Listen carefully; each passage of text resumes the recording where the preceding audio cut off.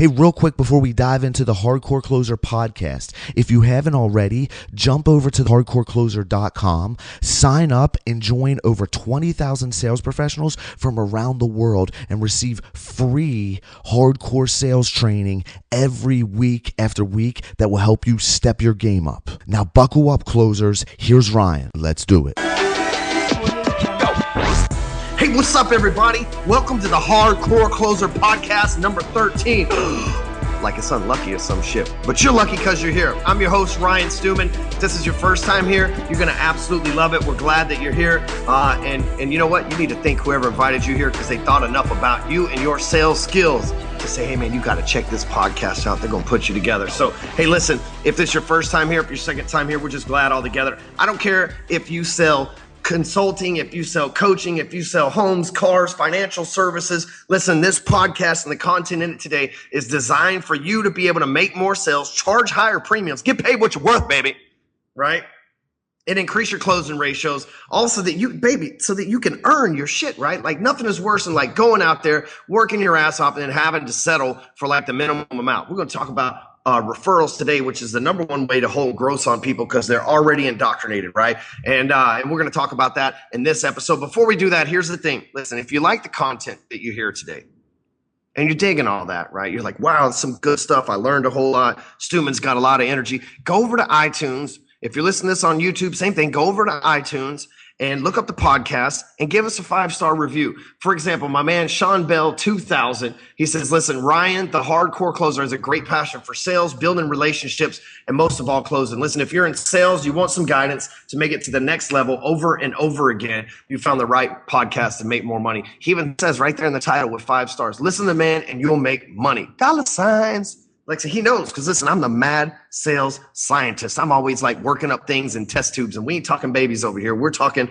advertising, marketing, sales, because I have all these different ideas that flow through my head. And you know what? Lately, just on a side note, real quick, because I like to ramble. You know, I get a little bit excited when producer Robert is like, "Hey, man, you can go with the podcast now," and I get all excited and come out of the gate, right?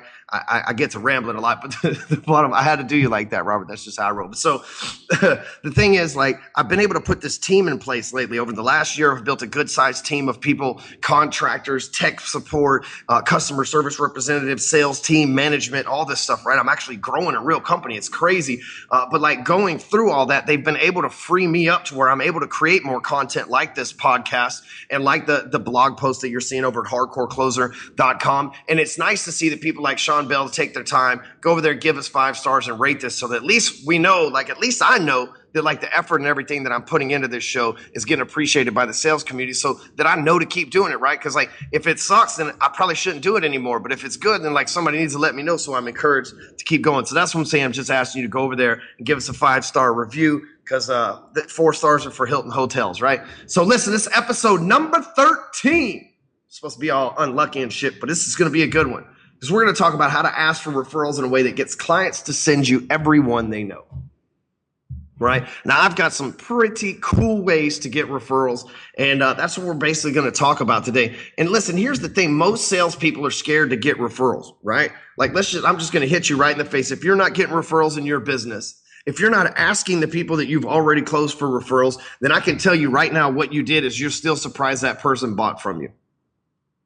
Right? Because here's the thing, when you have confidence and you know you're the best and you know that you did the best job for them and you know your service and your product is second to none and that person is 100% completely satisfied with the services or product that you've given to them, don't you owe it to them and their friends to ask for referrals? But here's the thing, if you didn't provide grade A service, if your product's a shit product, if you weren't 100% professional in the best interaction with a salesperson they've ever had in their life, then you haven't earned the right to ask for referrals. And that, my friends, is where most people fail when it comes to asking for referrals. They're like, oh, wow, finally I closed a sale. Or, oh, wow, I can't believe this guy's actually going to buy from me. Or, thank God, I've been needing a sale all week. I've talked to everybody. Nobody's buying. And then we get all caught up and we're like, if I ask them for a referral, they might think I'm too pushy, not give me any referrals, and then not want to do business with me. Well, newsflash, that's not what happens, right? You don't ask people for referrals and they back out of the sale. If you did, please go get a job in HR. You agree with that, Robert? Right? Like if you ask for referrals and they back out of the sale, you need to go count beans over in the accounting department. You shouldn't be the first person to up somebody when they come into your business place. Yeah, no doubt, man. 100%. So if you are the best at what you do, especially if you're a top producer, many people that listen to this show are like the top performers in their industry, the top performer in their office, on their team, whatever the case may be, right? And so if you're a top performer and you're already doing a bunch of business, the fact that if you're not asking for referrals, the fact that you're not asking for multiple referrals from each person that you do business with is costing you, I don't know, I'm not like inclined to do math and throw out a bunch of fancy numbers. It's costing you money in one way or another. So let's talk about referrals. First and foremost, let's talk about earning a referral. Now, I just told you have to give impeccable service. And the thing is, most salespeople don't, right? We know it. They say it's an 80-20 rule. Bullshit. I say it's a 99-1 rule. There's only 1% of us that are in the top tier, 1% of us who are experts on our product. There's only 1% of us who know this stuff inside and out and know that what we have is the best. And 1% of us that ask for referrals too, because we know. When people do business with us, we ask them for referrals. Hey, who else do you know? We hit everybody up. And let me tell you my process when you buy stuff from me, right? So I'll just like let the cat out of the bag and show you how we work for referrals, right?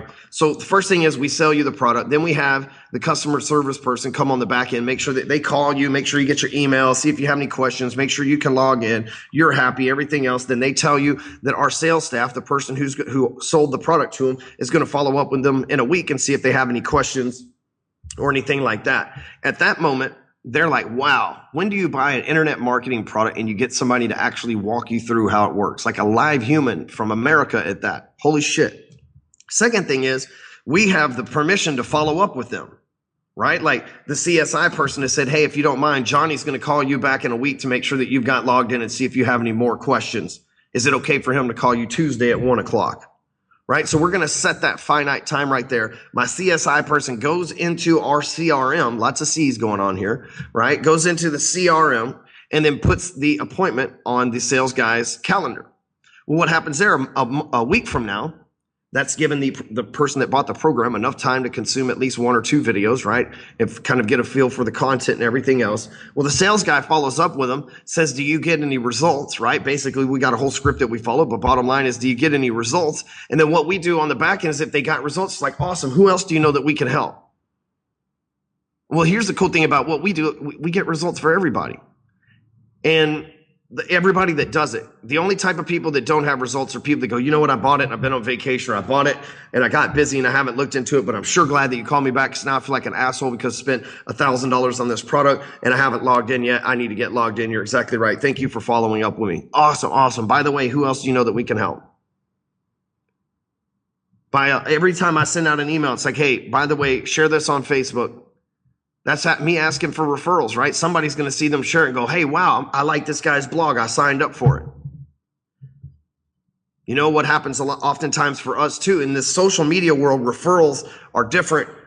They can come from different places. They don't just have to come from the phone or people making a phone call or a warm introduction or a networking event. I mean, you think about it. Someone shares, like I see this happen all the time in the real estate world. My buddy Adam Stark, right? Great real estate agent out of Jeff City, Missouri. If you ever need to sell your house in Jefferson City, he's not paying me to say this, but I'd say it. I'd sure take his money if he wants to give me some. But Adam Stark, man, the Adam Stark home selling team out there. One thing that he's great about is he takes pictures, which he sells a lot of homes. So he takes pictures with everybody that he sells their home and he tags them in it. And oftentimes you can look at the Facebook post, the client's friends will chime in and say, hey, we were thinking about selling our home. I'm going to hit Adam up too. And you can see that like on damn near, he sells probably 20 homes a month. And damn near every post that he has, there's people giving him referrals right there on social media, right? Because he's got the endorsement of the people. He's been able to tag them. They've seen that they've got similar results, similar area. They call the guy. And he's been able to basically build his whole business around that. So here's the thing, right? It starts with the ability to ask for referrals, right? So you've got to put your best foot forward, make sure that they're extremely happy. And then if you've done the best job, like I said, it's a disservice if you don't ask for referrals. Because here's the thing, like they're going to go, like you sell houses, cars, doesn't matter, consulting, personal training, business services, whatever it is, they're going to go somewhere else. And it doesn't make sense for them to go somewhere else when you know that you're the best and you can treat them the best. It's that simple, right? Like we tend to overcomplicate a lot of things and let our emotions get in between us and the cash, right? We say, oh, you know what? If I ask them for referrals, they're going to think I'm too pushy. Right? Well, in sales, if your skin's that thin, you need to probably go, like I said, go to the HR department. The second thing is, if you do a good job, they're going to want to send you people, right? Like, I have this guy that I hired to get me on podcasts and stuff like that. And he did a great job. I probably sent 10 referrals to him and he didn't even have to ask me. But he did a good job for me. And so I wanted him to do a good job for my friends too. So I sent him over there, right? And he did a great job from them and they probably sent him a few referrals too. But, like the whole way that it's the same like Adam posting on that thing. He makes a post, sells a house, they get referrals. But there's also some creative ways to get referrals too. I told you my process of how I do it, right? Well, here's the other thing. I learned this from Josh Altman. We were doing an event together in Arizona, I believe it was. Maybe it was Dallas here. We've done several together. And Josh Altman's that guy from $1 Million Listing Los Angeles. I think he's been on since season 1. Cool cat. We're doing this thing together. In his portion, he's talking about what he does after the fact as a real estate agent. We know in all reality, we can come up with as many excuses as you want, but Josh Altman's average sale price is probably $3.5 million over there in the type of luxury real estate. But that's because he put himself there, just so that we're clear on that. It's not because someone handed it to him or anything else. That's the market he went after and has taken over. And so he makes a substantial amount of commission from each one of these sales, obviously. But what he's been able to do what he was able to do is share his way of getting referrals. So what he does basically is he would get a house after he sold the house, the buyers, if you represent the buyers, which oftentimes he was talking about how if he sells one house, he represents them buying a new one. He'll have a private chef come and fix their favorite meal in their brand new house, wash the dishes and everything else. He's asked them to invite 6 of their best friends, which are usually, 3 other couples. And then he shows up and he says, I'll have you'll be treated like gold. We'll make sure that we clean everything up. I'll have a chef. They'll wash the dishes, put them back up. Your house will look the same way it was before we got there, except for you'll have a full meal and have happy friends. But here's what I want you to tell your friends as you introduce me to them, that I'm the greatest real estate agent that you've ever met. And I'll go from there. And so what he's done is he's conditioned them to, hey, who doesn't want to invite 3 other couples over to enjoy a nice chef meal, right? Makes you feel good. Hey, I just bought $1 million house. Come over. We got a private chef going to cook our first meal in the home. And then the real estate agent that sold them to him, like, they're seeing that the real estate agent's the one that paid for the chef and the one that's throwing this little get together. And they're like, oh, wow, that's really cool. Our last agent didn't do shit but stick a sign in the yard. And so right there, those people become referrals. The first time they think about selling their house and buying another one, they're like, hey, let's go with the guy that gave the Joneses the private chef. You following me here, Robert? This some good shit or what, man? Yeah, it's definitely good. It's definitely good. And correction, they just bought a $3.5 million house because that's his average, right? So yeah, that's true. Yeah. That's true. And people that buy $3.5 million houses, they have dinner parties. So having one that's just fully like catered and weighted, bro, like that's the shit. That's really tight, man. I like that. But I really liked where he said, just introduce me as the greatest real estate agent ever, and I'll take it from there. Oh, that's it, man. Hey, this is the agent. He's actually the guy that brought the private chef. We loved working with him. Greatest real estate agent, greatest real estate agent ever. Josh Meat, blah, blah, blah. Like, dude, that's like fucking coming out to your own speech. You know what I mean? It's like, and in this corner, weighing with 100 million in sales in 2015, 14 properties, and 3 years of undisputed championedness. Right? That's a word, championedness. Sounds great. Sounds like some shit Trump would say, doesn't it? We're going to do it. We're just going to do it biggerly. Shit. All right, everybody. So here's the thing before we close this down. Recap, referrals matter. Ask for them. Earn them. If you earn them up front, you provide the service, people want to give you referrals. Listen, the second thing is make sure you review this on iTunes. Give us 5 stars. Leave us a rating. Maybe we'll read your name out, just like we did Sean Bell a few times today. Also, last but not least, well, 2 things, right? Go over to clixo.com/closer. Follow me on social media. And listen, text the word HC podcast to 44222. I meant to say this in the beginning, damn it. But if you'll text the word HC podcast to 44222, I'll give you a copy of my Kick-ass, take names, email addresses, and phone number booked for free. We'll send it right to your email. Text the word HC as in Hardcore Closer, HC Podcast to 44222. Thanks for listening, everybody. Later.